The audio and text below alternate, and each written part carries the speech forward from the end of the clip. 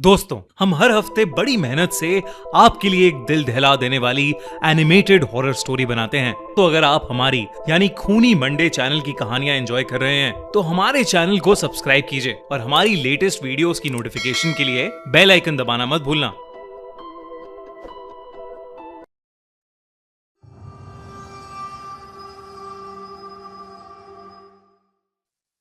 आज की कहानी हमारे सब्सक्राइबर साहिल के साथ हुई एक सच्ची घटना पर बेस्ड है। जब कोई लोरी गा के सुलाता था तो हमें बचपन में कितना अच्छा लगता था ना, पर यही लोरी अब मेरा सबसे डरावना ख्वाब है। हमेशा से नहीं, बस पिछले 1 महीने से।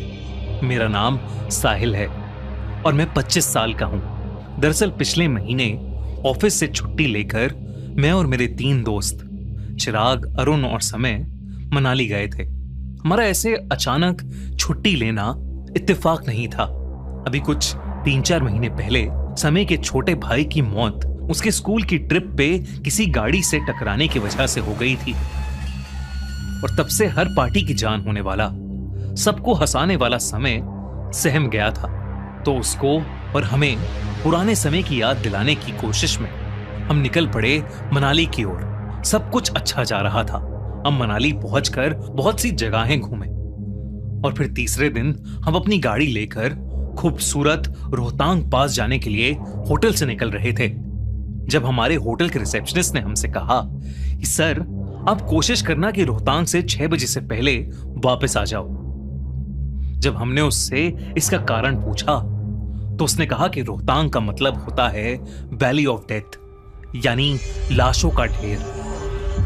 उसने कहा कि यहाँ के लोकल लोग भी 6 बजे अपने घर के दरवाजे बंद करके अंदर चले जाते हैं, क्योंकि ऐसा कहा जाता है कि यहाँ कई 100 साल पहले जो भी रात में रोहतांग पास पर आता था वो अगले दिन कहीं वादी में मरा हुआ पाया जाता था। यहाँ के अथॉरिटीज उसको ठंड या एक्सीडेंट के कारण मौत बता देते थे, लेकिन लोकल्स का मानना था कि रोहतांग में एक मायावी साया घूमता है और ये उसी का काम था।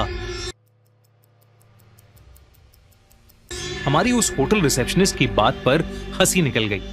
हम सब सोच रहे थे कि कितने ज्यादा टूरिस्ट यहां आते हैं और ये एकदम बेकार की फालतू कहानी है। इसलिए हम बेपरवाह होकर मनाली से रोहतांग पास के लिए निकल गए।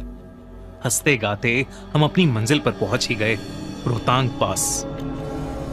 कुछ 4-5 घंटों के ट्रैक के बाद हम चारों ने लौटने का फैसला किया, क्योंकि अंधेरा भी बहुत हो गया था और धीरे धीरे धुंध भी बढ़ती जा रही थी। रात के करीब 9-9:15 बज रहे थे। रोहतांग में टूरिस्ट तो छोड़ो, अब कोई भी नहीं दिख रहा था।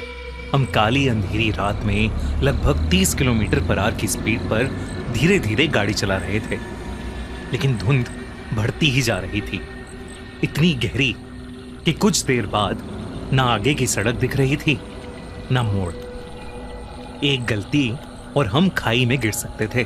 अरुण गाड़ी चला रहा था और हम फॉग लाइट्स ऑन करके धीरे धीरे आगे बढ़ रहे थे कि हमें सड़क के किनारे पर एक पत्थर दिखा जिस पर लिखा था मनाली 28 किलोमीटर्स। पर अजीब बात यह थी कि इतने अंधेरे और सर्द भरी रात में उस पत्थर पर एक आदमी बैठा था जिसने केवल एक धोती और ऊपर एक कपड़ा टांगा था। मुझे ये बात बहुत अजीब लगी, लेकिन मैंने कुछ बोला नहीं। फिर इससे भी अजीब बात हुई। करीब 20 मिनट कार चलाने के बाद हमें फिर वही पत्थर दिखा जिस पर लिखा था मनाली 28 किलोमीटर्स, और इस पत्थर पर भी वही आदमी बैठा था। शायद हमने गलत रास्ता ले लिया था। मैं बोलने ही वाला था कि तभी चिराग बोल पड़ा, यार मैं तुम सबको डराना नहीं चाहता, पर 20 मिनट पहले भी मुझे सेम पत्थर दिखा था, मनाली 28 किलोमीटर्स, और उस पर कोई बैठा था, एक आदमी जिसने सफेद रंग की धोती पहनी थी ना। मैंने उसे टोकते हुए कहा और उसने कहा नहीं, मुझे तो एक छोटी बच्ची दिखी थी, उसके हाथ में एक खिलौना भी था। और अरुण ने तो कुछ और ही बोला, तुम सब कैसी बातें कर रहे हो, मुझे पिछले 2 पत्थरों के पास एक घोड़ा खड़ा दिखा, काला घोड़ा जो बस हमारी गाड़ी गुजरते हुए देख रहा था। हम सबने अपनी नजर अब समय की ओर घुमाई, जैसे उससे पूछना चाहते हो कि उसे क्या दिखाई पड़ा। लेकिन वो एकदम से अजीब सा हो गया था। वो यही दोहराता रहा कि किसी को हमारी जरूरत है और अगर कोई मदद मांगे तो हमें रुकना चाहिए। हम सब थोड़े घबरा गए, मगर किसी ने कुछ कहा नहीं। अरुण ने कहा कि शायद हम गलत रास्ते पर चले गए थे और अब वो और ध्यान से गाड़ी चलाएगा। लेकिन कुछ देर बाद फिर से वो पत्थर आया। मनाली 28 किलोमीटर्स। ये तीसरी बार था कि ये पत्थर हमारे सामने आया, मगर इस बार मुझे उस पर कोई नहीं दिखा।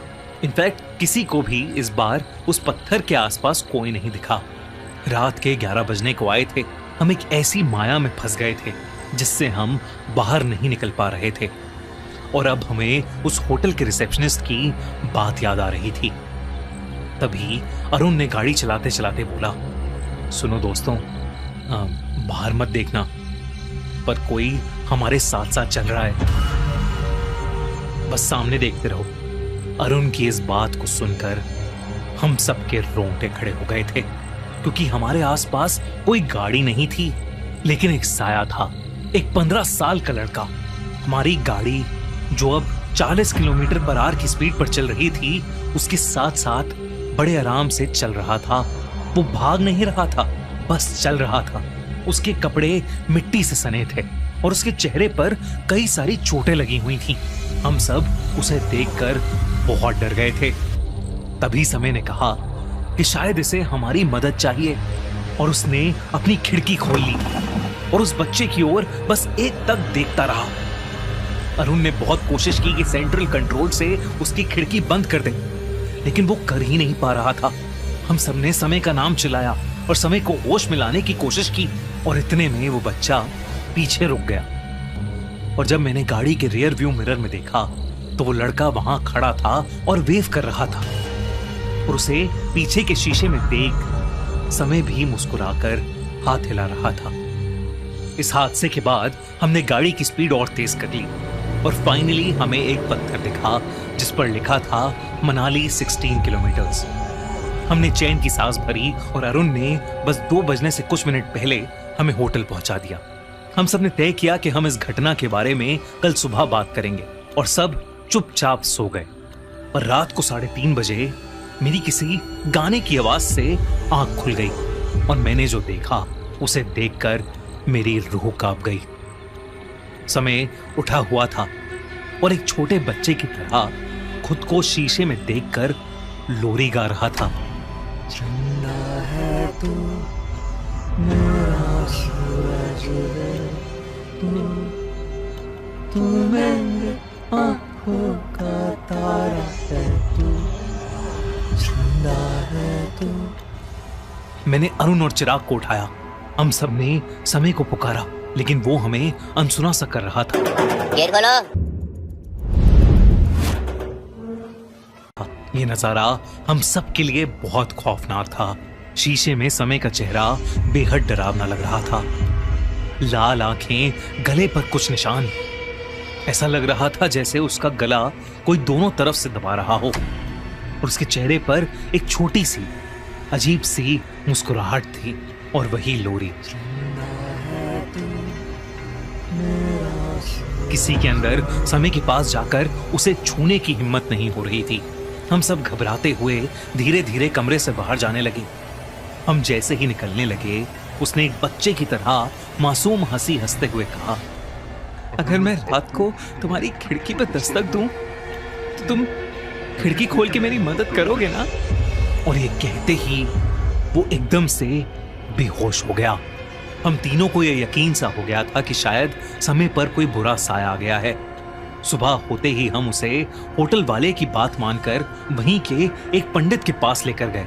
उस पंडित ने उसे देखते ही बता दिया कि समय के किसी अपने की हाल ही में मौत हुई है और उसकी आत्मा का ढोंग करके किसी बुरे साए ने समय को अपने वश में कर लिया है। पहले उस पंडित ने उसकी नजर उतारी और फिर झाड़ फूंक की और फिर एक पूजा की, जिसके बाद समय को बहुत सारी उल्टियां हुई और उस उल्टी में समय के अंदर से कुछ अजीब सा काला गाढ़ा लिक्विड निकला। आज समय पूरी तरह से नॉर्मल है, लेकिन मुझे हर रात उसकी लोरी के सपने आते हैं। दोस्तों, कैसी लगी आपको ये कहानी? आप भी हमें अपनी स्टोरीज भेज सकते हैं हमारे इंस्टाग्राम पेज पर हमें मैसेज करके। इंस्टाग्राम पेज की लिंक डिस्क्रिप्शन में। आज साइट पर मेरा आखिरी दिन था। मेरा काम सिर्फ उन अजीब शब्दों की तस्वीरें लेना। मैं प्राचीन पाली पैशाची की कई किताबें लेकर उस गुंबद के पास आ गया था, लेकिन मैंने कुछ के अंदर एलोरा जितना ही भव्य कोई प्राचीन मंदिर वाकई दबा हुआ। अगर आपको ये वीडियो अच्छी लगी तो हमारा चैनल खूनी मंडे सब्सक्राइब करना बिल्कुल मत भूलना।